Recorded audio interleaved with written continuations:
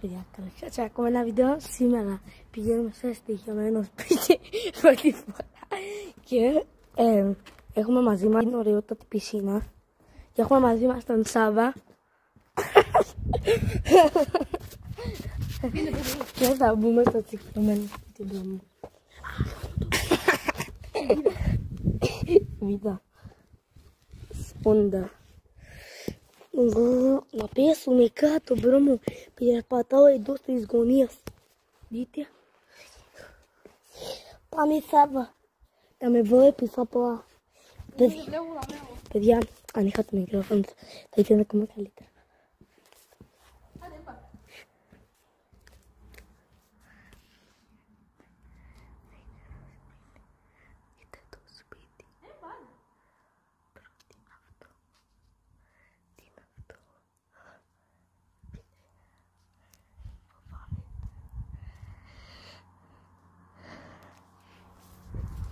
Έλα και εσύ!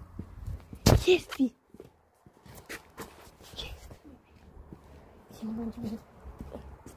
Παιδιά, να από εδώ τίποτα. Έλα να δούμε. Πρώτα από εδώ. Μετά από το σπίτι.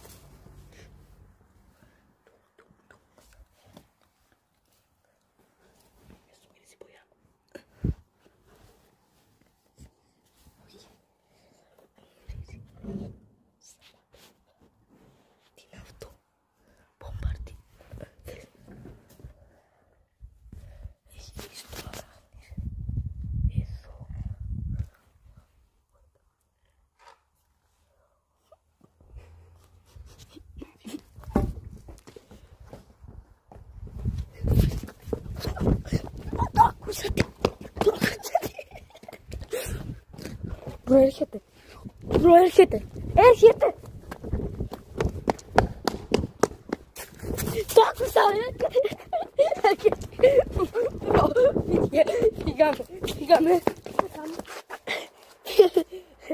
Τι είναι αυτό που άκουσα?